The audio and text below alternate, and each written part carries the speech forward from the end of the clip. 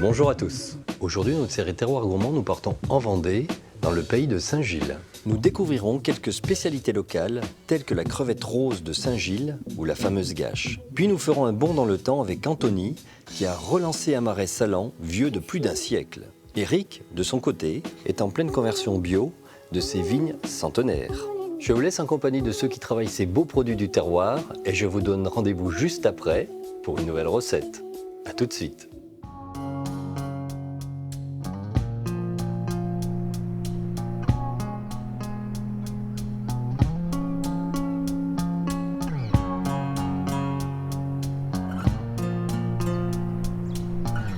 Sur une trentaine de kilomètres au nord-ouest de la Vendée, se trouve une bande littorale offrant de multiples paysages, tels que des dunes, des plages, des forêts ou encore des marais salants.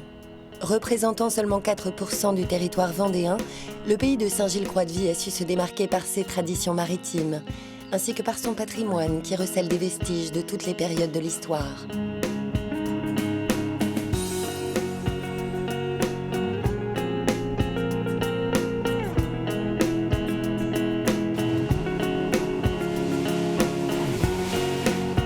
La ville de Saint-Gilles-Croix-de-Vie a le regard porté vers le large. Elle est née en 1967, de l'unification de deux communes situées de part et d'autre de l'embouchure du fleuve la Vie. Dès la fin du XVIe siècle, le port sert d'escale à de nombreux navires venus de toute l'Europe, alors que les pêcheurs locaux partaient à la pêche à la morue vers le continent voisin, au large de Terre-Neuve.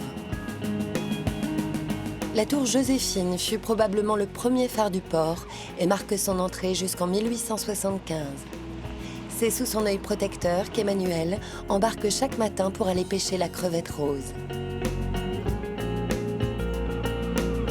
À bord du Manureva, Emmanuel va relever ses casiers. Cette pêche traditionnelle est l'une des plus emblématiques du port et se pratique de septembre à avril. En ce début de printemps, Emmanuel est sur la fin de saison et relève ses dernières filières. Alors une filière, il y a 50 casiers tous les 15 mètres. Puis donc quand la crevette a faim, elle rentre pour manger, voilà. Elle est prisonnière. Donc à chaque fois qu'on les remonte, soit tous les jours, soit tous les 2 ou 3 jours, 3-4 jours, ça dépend la météo, on remet un appât dedans. Du taco, du merlan, chinchard, ce qu'on peut trouver à pas trop cher. C'est souvent des poissons qui sont invendus qu'on achète à des collègues. Une fois la filière remontée, il faut la remettre à l'eau pour la prochaine pêche. Il s'agit alors de bien connaître les fonds pour la poser au bon endroit. Chaque coin a un peu sa particularité au niveau des sédiments. Là, vas-y! Donc on a beaucoup de vasses, de roches, donc la crevette vit dans ce milieu. Donc là, devant Saint-Gilles, oui, c'est propice pour la crevette. Emmanuel possède en tout 1500 casiers à crevettes. En une journée de pêche, il en remonte environ 500, soit une dizaine de filières. Lors de la haute saison, Emmanuel peut pêcher jusqu'à 150 kg de crevettes par jour. Aujourd'hui, la pêche a diminué, car avec le printemps, ces crustacés se nourrissent moins. Une fois la pêche remontée, les crevettes sont triées afin de relâcher vivants les quelques intrus qui se sont faufilés dans les casiers. Les crevettes roses, encore appelées bouquets pour les plus grosses, sont mises en vivier, ce qui garantit une qualité irréprochable.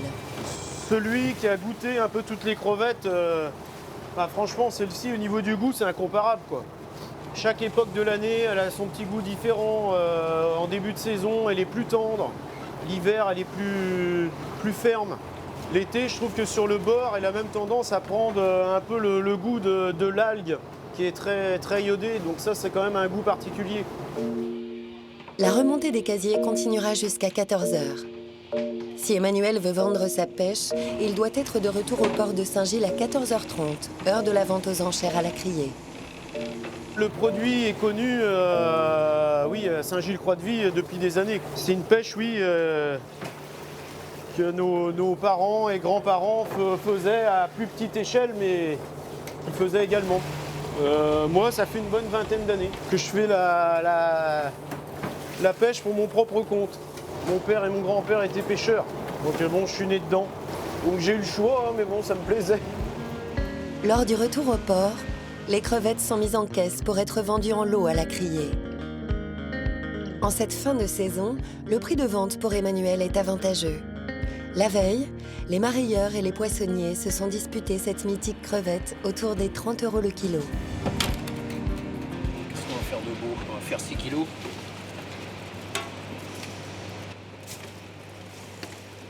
Je fais pas le choix de la vente directe parce qu'en fait, donc avec mon bateau, je fais des volumes assez importants. Donc je ne pourrais pas liquider ma pêche tous les jours en vente directe. Donc je préfère passer par la criée. Donc déjà avec cette vente aux enchères, bon, il m'arrive quelquefois d'être surpris, d'avoir des super prix. Donc en vente directe, certaines personnes ne pourraient pas se permettre d'acheter le prix que l'on vend à la criée. La vente a démarré. Certains acheteurs sont présents et d'autres font grimper les prix en direct sur Internet. Aujourd'hui, les 50 kilos de crevettes d'Emmanuel partiront autour de 23 € du kilo. Une partie va être vendue localement, donc sur les marchés. Voilà. Donc les poissonniers la vendent souvent vivante. Bon, on peut voir tout de suite la qualité du produit et éventuellement la cuire à son goût. Et ça, c'est très important pour eux. Les marailleurs, eux, ont plus tendance à la cuire, la trier et vendent uniquement le bouquet royal aux restaurateurs. La fin de saison de la pêche à la crevette rose marque aussi le retour de la sardine au large de Saint-Gilles-Croix-de-Vie. Cette pêche apparaît dans la région au XVIIe siècle et connaît un fort développement à la fin du XVIIIe avec l'arrivée de la conservation sous la forme de sardines à l'huile.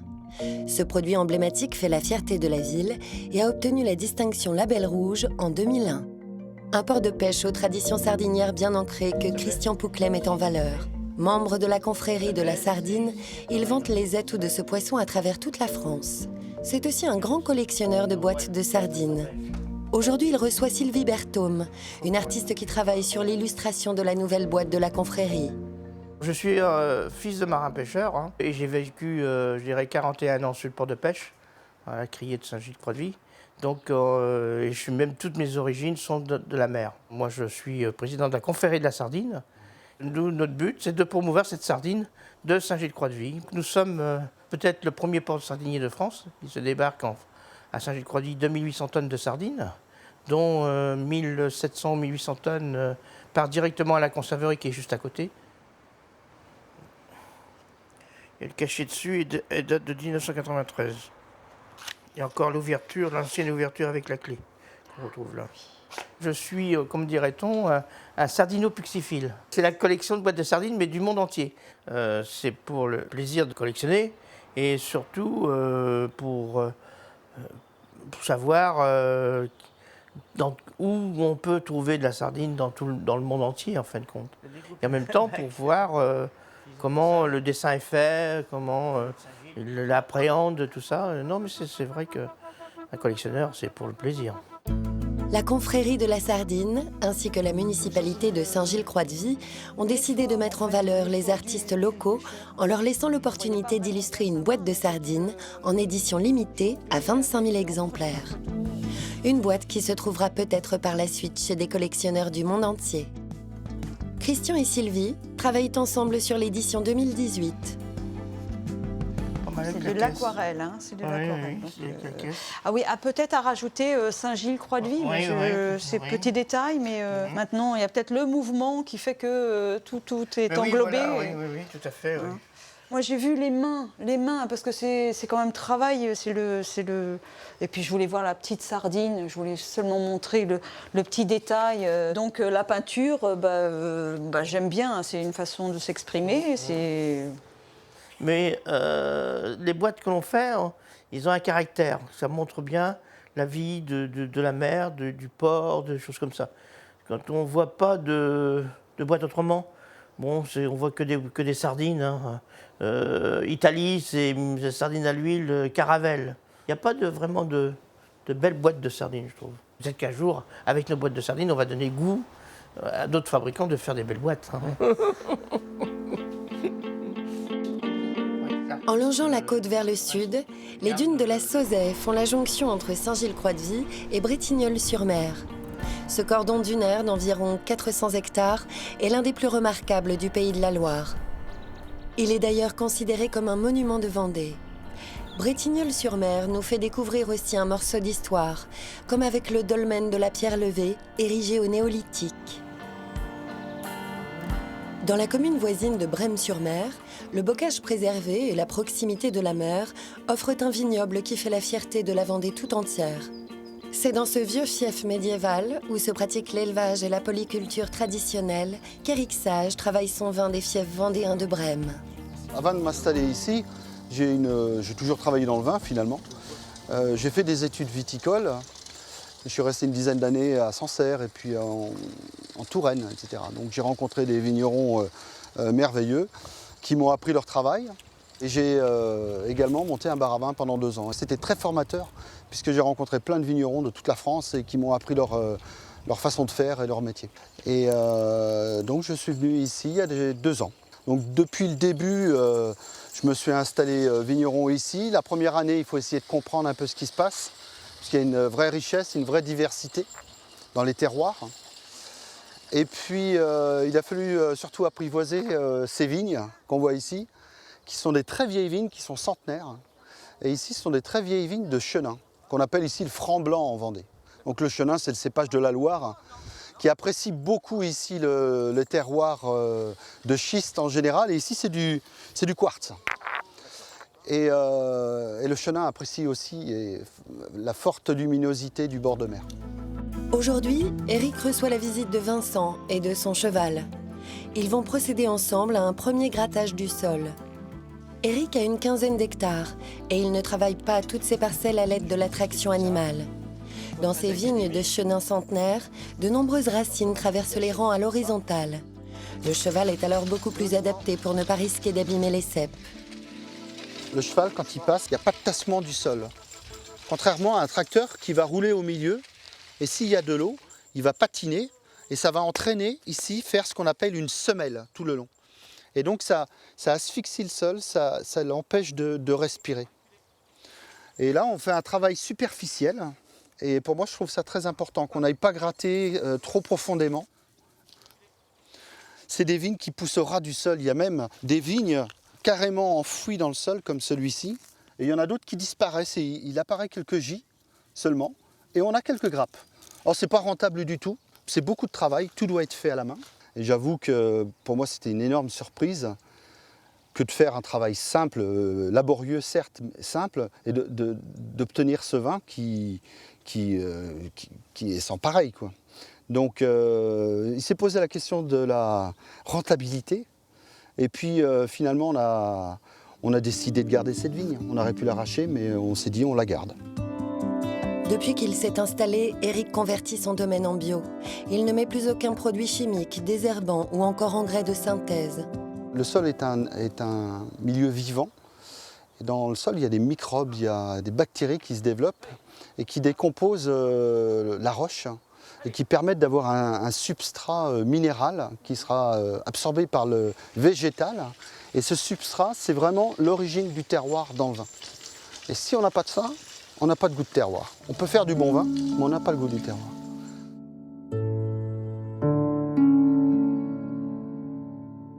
Dans son chai, Éric a produit la première année 12 vins différents, autant que le nombre de ses parcelles.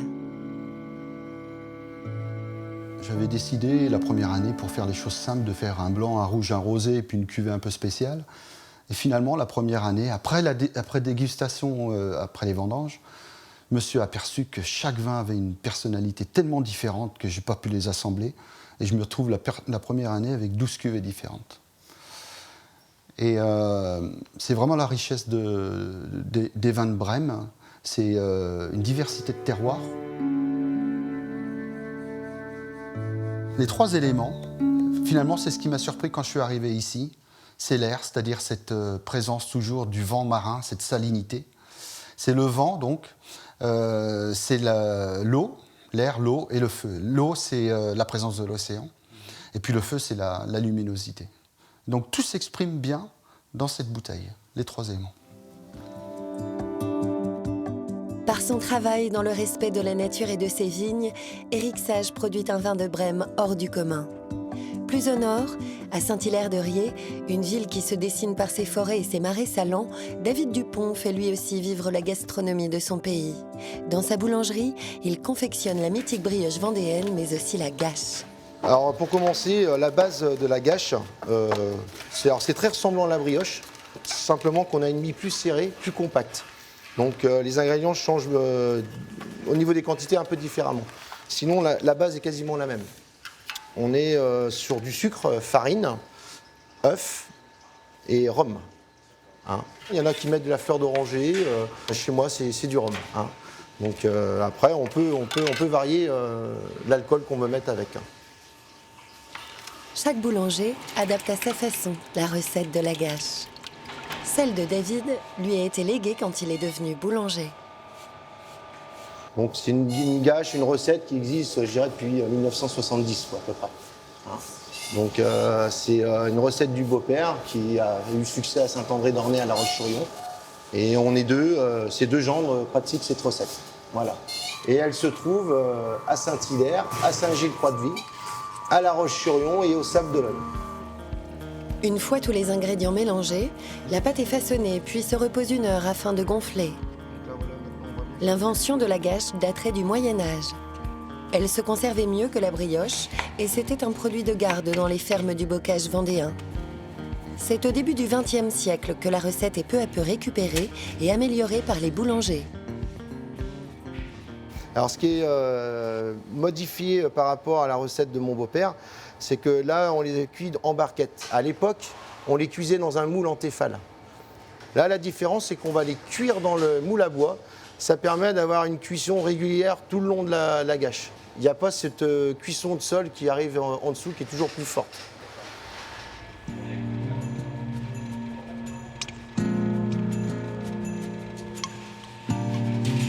Une fois la préparation terminée, les gâches sont enfournées pendant environ 50 minutes. David y ajoute sa petite touche finale pour le goût et la présentation, un léger nappage constitué d'un mélange de sucre et de rhum. Et voilà, ça c'est la présentation finale au magasin.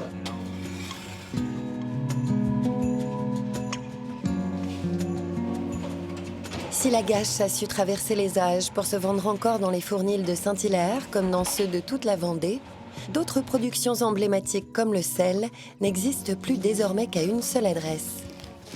Anthony Auger travaille sur les marais salants qu'il a relancés tout seul il y a une vingtaine d'années, alors que les marais n'étaient plus en activité depuis un siècle. Alors là, on est en train d'ensacher le gros sel. C'est une action qu'on fait toute l'année. Ça sera le gros sel qui a été récolté l'an passé, bien sûr, puisqu'on travaille toujours avec la récolte de l'année d'avant. C'est toujours le plus vieux sel qui est en sachet, pour qu'on ait un sel bien sec. On possède 28 surfaces de récolte par marais. Et j'ai donc 2 marais salants. Donc on a un potentiel de 30 tonnes de gros sel en moyenne. Ça peut donc monter à 60 tonnes les grandes années. 2003, la canicule, 2005, une année bien sèche. Voilà, où là on va stocker pour les mauvaises années parce que par contre, à contrario, 98, 99, s'il pleut tous les jours, eh bien on ne fera pas de sel. Donc on aura ces années-là. Bien loin du système de Noirmoutier ou de Guérande, Anthony fait tout de A à Z. Dans sa cabane de paludier, il pratique la vente directe de son or blanc. Alors là, on est dans la partie salorge qu'on a transformée. Alors une salorge, c'était l'ancien grenier à sel, hein, c'est-à-dire le bâtiment en bois qui réceptionnait le sel. Et dans cette ancienne salorge, on a mis nos produits à la vente. On va avoir, sur cette partie ici, on n'a pas mélangé les deux, on va vraiment avoir toute la fleur de sel. Alors la fleur de sel, c'est un produit qui à l'état brut est bien blanc, puisqu'il n'a pas touché le fond, puisqu'il a été cueilli à fleur d'eau, d'où son nom fleur de sel, bien sûr, sur une cristallisation de très courte durée, donc un sel qui va plutôt fondre en bouche, qui va être très utilisé d'ailleurs par les grands cuisiniers.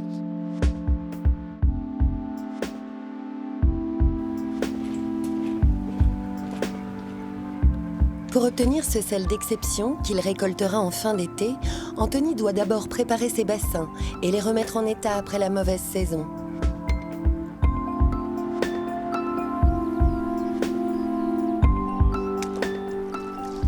Dans l'hiver, le marais salant a été noyé pour le protéger, pour protéger son architecture. On lui a mis de l'eau salée jusque-là. on voit bien la trace. Dans le fond des pièces d'eau qui sont autour de nos surfaces de récolte, eh bien, c'est formé du limon. Donc le fond du marais avec la belle argile, on n'y touche pas. Voilà. Par contre, ce limon, eh bien, on va le pousser en bourrelet sur les côtés de nos pièces d'eau pour avoir des fonds bien propres. Et on va l'utiliser pour refaire nos chemins. Alors, il faut toujours de l'eau, hein. C'est une poterie géante. Si on n'avait pas d'eau, eh bien, chez nous, on dit ça sape, c'est-à-dire que ça colle à la pelle. Si on a de l'eau, on voit bien qu'on arrive à travailler cette matière assez facilement. Ici, à Saint-Hilaire-de-Riez, l'argile des marais salants permet d'obtenir un sel d'un blanc pur. Une argile trop noire n'affecte en rien la qualité du sel, mais lui donne une couleur plus grisâtre. Si je grattais sous ce limon qui est sur mon fond de guet, on voit très bien une argile bien bleue. Et bien quand je vais tirer mon sel sur une argile bien bleue comme celle-ci, mon sel ne se tachera pas, on aura un sel bien blanc. Donc ça, c'est une chose qu'on peut faire chez nous ici, qu'on peut faire chez les amis de l'île d'Olonne, des Sables d'Olonne, parce que c'est un terroir comme celui-ci. Ensuite, le lien qu'il y a eu avec ce terroir du 7e siècle jusqu'à dans les années 40-50, ce sel va permettre à nos marins de Saint-Gilles d'aller à la pêche tous les jours et de revenir avec ce poisson. Ce sel va aussi permettre aux femmes de Saint-Gilles de travailler à ce qu'on appelait autrefois la conserverie. Ce sel, non seulement il faisait vivre 400 familles dans cette saline, mais en découlait la vie des marins, des femmes des marins, et en découlait toute la conservation de tous nos produits de tous les jours. Donc c'est un fort lien à notre terroir, je pense. Anthony a permis, par ses convictions et son engagement, de renouer avec les anciennes traditions salines du pays de Saint-Gilles.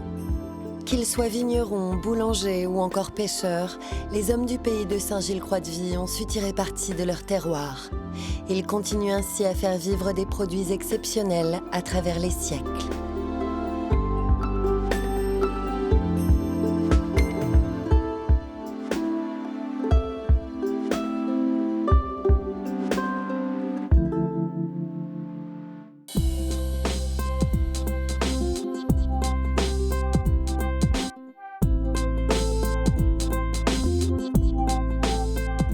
Aujourd'hui, je vous cuisine des crevettes roses de Saint-Gilles, coulis de courgettes jaunes. Pour réaliser cette recette pour 4 personnes, il vous faudra 20 crevettes roses de Saint-Gilles 20-30, huile d'olive. Pour la mitonnée de carottes et physalis, 2 carottes, une branche de céleri, 120 g de physalis, 15 g d'huile d'olive. Pour le coulis de courgettes jaunes, 200 g de courgettes jaunes avec la peau, un demi-oignon blanc, 200 g d'eau, 0,5 g de graines de coriandre, une cuillère à soupe d'huile d'olive. Pour la décoration, 12 feuilles de cordifol si possible. Décortiquez les crevettes roses de Saint-Gilles en gardant le fouet, c'est-à-dire la queue, puis réservez au réfrigérateur. La taille 20-30 correspond à un poids pour les crevettes. C'est la bonne taille pour cette recette. Pour la mitonnée de carottes et physalis, taillez les carottes et le céleri branche en brunoise. Coupez les physalis en deux. Dans un sautoir, faire suer les légumes dans l'huile d'olive, mélanger et faire suer à nouveau, sans coloration, 5 minutes. Ajoutez les physalis coupés en deux, couvrir et laisser cuire 10 minutes. Assaisonner, laisser refroidir et réserver au réfrigérateur. À défaut de physalis, vous pouvez la remplacer par exemple par de la mangue, par de l'ananas, un citron de menton, une orange ou une clémentine. Pour le coulis de courgettes jaunes, émincez les oignons et coupez les courgettes jaunes en dés de 1 cm environ. Dans une sauteuse, versez l'huile d'olive et faire suer les oignons et les graines de coriandre pendant 5 minutes à feu doux. Ajoutez les courgettes jaunes, versez l'eau, salez, portez à ébullition et cuire à feu doux à couvert pendant 10 minutes. Égouttez en réservant l'eau de cuisson. Mixez afin d'obtenir un coulis, ajoutez un peu d'eau de cuisson si nécessaire et rectifiez l'assaisonnement. Passez au chinois fin, puis laissez refroidir et réservez au réfrigérateur. Poêlez les crevettes à l'huile d'olive sur un côté pendant 1 minute et 1 minute de l'autre côté. Vous pouvez agrémenter ces crevettes en ajoutant des épices, du curry ou du paprika par exemple, qui se marient parfaitement bien. Égouttez sur un papier absorbant et donnez un tour de poivre de moulin. Pour le dressage, au centre de l'assiette, posez un cercle de 8 cm de diamètre et répartir 50 g de mitonnée. Disposez dessus les crevettes roses tièdes. Puis faire des points de courgettes sur le fond de l'assiette et terminer si possible par des feuilles de cordifol. Je vous souhaite une excellente dégustation et je vous dis à bientôt.